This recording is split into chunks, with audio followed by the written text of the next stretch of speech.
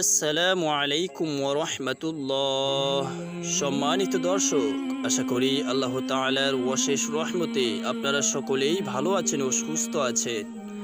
আজ আমি অত্যন্ত গুরুত্বপূর্ণ নতুন একটি ভিডিও নিয়ে আপনাদের সঙ্গে হাজির হয়েছি।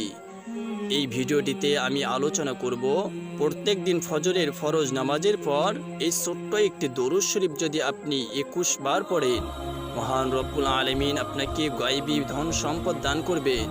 আপনার জীবনের সমস্ত গুনাহ আল্লাহ তাআলা মাফ করে দেবেন। সুবহানাল্লাহ।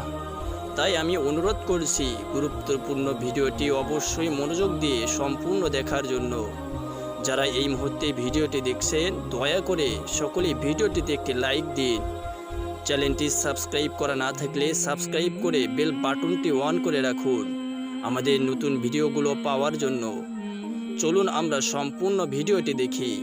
নামাজ বা সালাত হলো ইসলাম ধর্মের প্রধান ইবাদত।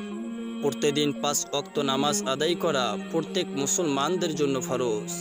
ইসলামের 5টি স্তম্ভ রয়েছে, এর মধ্যে নামাজ হচ্ছে দ্বিতীয় নম্বর স্তম্ভ। ঈমান বা বিশ্বাসের পরে নামাজই ইসলামের সবচাইতে গুরুত্বপূর্ণ একটি স্তম্ভ। প্রত্যেক ওয়াক্ত নামাজের মধ্যে আল্লাহ পাক রব্বুল আলামিন বিশেষ কিছু ফজিলত দিয়েছেন। এর মধ্যে অন্যতম হচ্ছে ফজরের সালাত।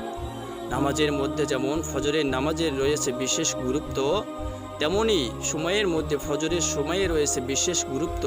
পবিত্র কুরআনুল কারীমে মহান রব্বুল আলামিন ফজর নামে একটি সূরাও নাজিল করেছেন।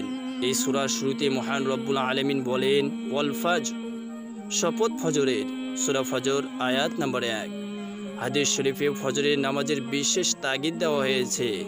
হযরত জুনুন ইবনে আব্দুল্লাহ রাদিয়াল্লাহু তাআলা আনহু থেকে বর্ণিত, মহানবী সাল্লাল্লাহু আলাইহি ওয়াসাল্লাম ইরশাদ করেছেন, যে ব্যক্তি ফজরের নামাজ পড়বে সে আল্লাহ তাআলার জিম্মায় থাকবে। সহিহ মুসলিম। এছাড়াও অন্য আরেক হাদিসে বলা হয়েছে, ফজরের নামাজ আদায়কারীকে জান্নাতি মানুষ হিসেবে আখ্যায়িত করা হয়েছে।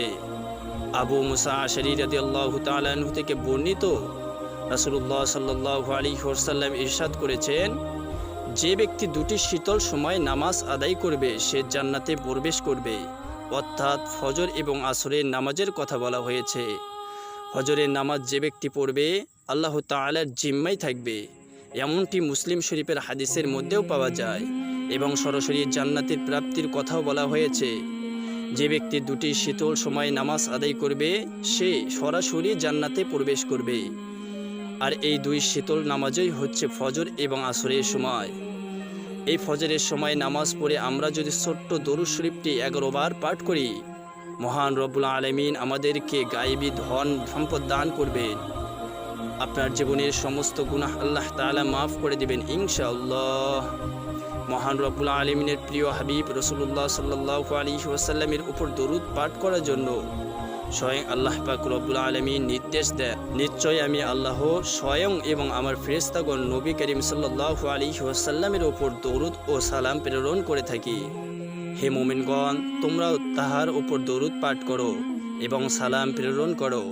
এটি কুরআনুল কারীমের সূরা আহজাবের আয়াত নম্বর 56-তে বলা হয়েছে। এছাড়াও হাদিস শরীফে দরুদ পাঠের গুরুত্ব ও বিশদ বর্ণনা করা হয়েছে। দরুদ শরীফ পাঠে অশেষ সওয়াব, রহমত, বরকত পাওয়া যায়। আল্লাহ রাসূল সাল্লাল্লাহু আলাইহি ওয়াসাল্লামের প্রতি মুহাব্বত নিয়ে দরুদ শরীফ পাঠ করা একটি উত্তম ইবাদত। আল্লাহ রাসূল সাল্লাল্লাহু আলাইহি ওয়াসাল্লাম নিজেও দরুদ পাঠ করার জন্য তার উম্মতদেরকে বলেছেন। আল্লাহ রাসূল সাল্লাল্লাহু আলাইহি ওয়াসাল্লাম দরুদ পাঠের ফজিলত ও মাহাত্ম্য উম্মতদেরকে জানিয়েও দিয়েছেন। মহানবী সাল্লাল্লাহু আলাইহি ওয়াসাল্লাম বলেন, যে ব্যক্তি আমার উপরে 1 বার দরুদ পড়ে আল্লাহ তাআলা তার উপর 10 বার রহমত বর্ষণ করেন। এটি মুসলিম শরীফের সহিহ একটি হাদিস। প্রিয় নবী বিশ্বনবী সাল্লাল্লাহু আলাইহি ওয়াসাল্লাম নাম শোনার পর দরুদ শরীফ পাঠ করা হচ্ছে ওয়াজিব। আল্লাহ রাসূল সাল্লাল্লাহু আলাইহি ওয়াসাল্লামের নাম মুবারক উচ্চারণ বা শোনার পর সাল্লাল্লাহু আলাইহি ওয়াসাল্লাম এই দরুদ বলা ওয়াজিব। যদি সাল্লাল্লাহু আলাইহি ওয়াসাল্লাম না পড়া হয় তাহলে সেক্ষেত্রে গুনাহগার হবেন। কোনো আলোচনায় বা মাহফিলে যদি নবী করিম সাল্লাল্লাহু আলাইহি ওয়াসাল্লামের নাম নেওয়া হয় তবে প্রথমবার সাল্লাল্লাহু আলাইহি ওয়াসাল্লাম বলা ওয়াজিব। এরপর যতবার নবী করিম সাল্লাল্লাহু আলাইহি ওয়াসাল্লামের নাম নেওয়া হবে ততবার সাল্লাল্লাহু আলাইহি ওয়াসাল্লাম বলা মুস্তাহাব।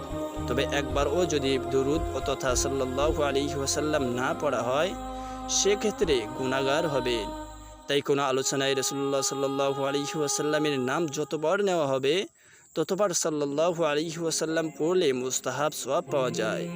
আল্লাহর রাসূল সাল্লাল্লাহু আলাইহি ওয়াসাল্লাম বলেছেন, যার কাছে আমার নাম উল্লেখ করা হয় সে যেন সঙ্গে সঙ্গে আমার দরুদ বা দরুদ শরীফ পাঠ করে। দরুদ শরীফ পাঠ করলে সহজেই দোয়া কবুল হয়ে যায়। হযরত ওমর বিন খাত্তাব রাদিয়াল্লাহু তাআলা আনহু বলেন, নিশ্চয়ই বান্দার মুনাজাত বা দোয়া আসমান ও জমিনের মাঝখানে ঝুলন্ত অবস্থায় থাকে, তার কোনো কিছুই আল্লাহ পাকের নিকট পৌঁছায় না যতক্ষণ পর্যন্ত না বান্দা তার নবীর প্রতি দরুদ পাঠ করবে। তিরমিজি শরীফের হাদিস। এছাড়া পবিত্র কুরআনুল কারীমে সূরা আম্বিয়ার 107 নম্বর আয়াতে মহান রব্বুল আলামিন রাসূলুল্লাহ সাল্লাল্লাহু আলাইহি ওয়াসাল্লামকে রহমত স্বরূপ পৃথিবীতে পাঠিয়েছেন। মহান রব্বুল আলামিন পবিত্র কুরআনুল কারীমে এটিকে উল্লেখ করেছেন, আমি আপনাকে শুধুমাত্র সমগ্র বিশ্ব জাহানের জন্য রহমত স্বরূপ প্রেরণ করেছি। তাই আল্লাহ রাসূল সাল্লাল্লাহু আলাইহি ওয়াসাল্লামের প্রতি ভালোবাসা জানাতে বারবার দরুদ শরীফ পাঠ করা হয়। দরুদ শরীফ পাঠকারী 10টি মর্যাদা পায়, 10টি নেকি হাসিল হয় এবং 10টি গুনাহ মুছে যায়। সুবহানাল্লাহ। আমরা সচরাচর সালাতের মধ্যে দরুদে ইব্রাহিম পাঠ করে থাকি, এটি সুন্নতে মুআক্কাদা। দরুদে ইব্রাহিম বেশ ফজিলতপূর্ণ একটি দরুদ শরীফ। 5 ওয়াক্ত সালাতেই দরুদ পড়া হয়।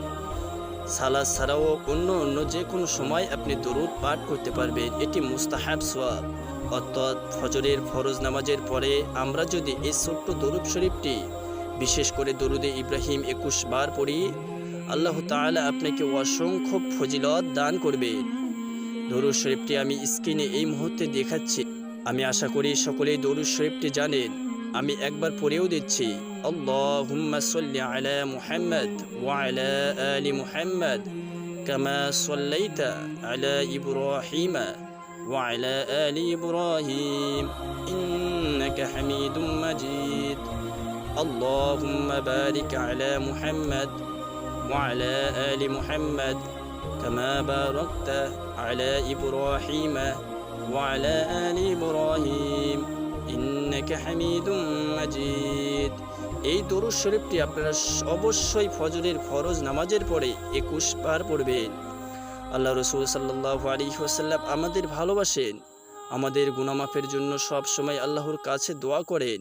কাজেই রাসূলুল্লাহ সাল্লাল্লাহু আলাইহি ওয়াসাল্লামের প্রতি মুহাব্বত দেখে আমাদেরও বেশি বেশি দরুদ পাঠ করা অত্যন্ত জরুরি।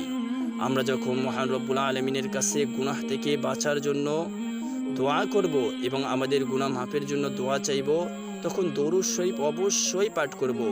কারণ যখন আমরা মুনাজাত করব তখন যদি দরুদ শরীফ পাঠ করি তাহলে এর ওসিলায় দোয়া কবুল হবে। সুবহানাল্লাহ। তাই আমি অনুরোধ করব আমার দ্বীনী ভাই ও বোনেরা, ফজরের ফরজ নামাজের পরে এই দরুদ শরীফটি 21 বার পড়বেন। তারপরে অভাব অনটন থেকে বাঁচার জন্য ছোট্ট এই দোয়াটি একবার হলেও পড়বে। ইনশাআল্লাহ আল্লাহ তাআলা আপনার সমস্ত প্রকার অভাব অনটন দূর করে দিবেন, আপনার জীবনের সমস্ত গুনাহ আল্লাহ তাআলা মাফ করে দিবেন। এমনই একটি দোয়ার কথা বলা হয়েছে। হযরত আব্দুল্লাহ ইবনে মাসউদ রাদিয়াল্লাহু তাআলা আনহু থেকে বর্ণিত, প্রিয় নবী সাল্লাল্লাহু আলাইহি ওয়াসাল্লাম একটি দোয়া পড়তে বলেছেন, যে দোয়াটিতে সামর্থ্য বা সচ্ছলতা চাওয়া হয়েছে। আর সেই দোয়াটি হচ্ছে, আল্লাহুম্মা ইন্নী আসআলুকাল হুদা, আল্লাহুম্মা ইন্নী আসআলুকাল হুদা ওয়াত-তুকা ওয়াল আফাফা ওয়াল গিনা, ওয়াত-তুকা ওয়াল আফাফা ওয়াল গিনা। এই ছোট্ট দোয়াটি সহিহ মুসলিম শরীফের 2721 নম্বর হাদিসে বলা হয়েছে। এই দোয়াটিতে বলা হয়েছে, হে আল্লাহ, আমি আপনার কাছে হিদায়াত কামনা করি এবং আপনার ভয় বা তাকওয়া কামনা করি এবং আপনার কাছে পবিত্রতা কামনা করি এবং সম্পদ তথা সামর্থ্য বা সচ্ছলতা কামনা করি। এই দোয়াটি অবশ্যই বেশি বেশি করে পড়বেন। ফজরের ফরজ নামাজের পরে 21 বার দরুদ শরীফ পড়ার পরে এই দোয়াটি পড়ার পরে আবারও 21 বার দরুদ শরীফ পড়বেন ইনশাআল্লাহ। আমি অনুরোধ করব যারা আমলটি করবেন তারা সকলেই ভিডিওটির কমেন্টে আমিন লিখুন।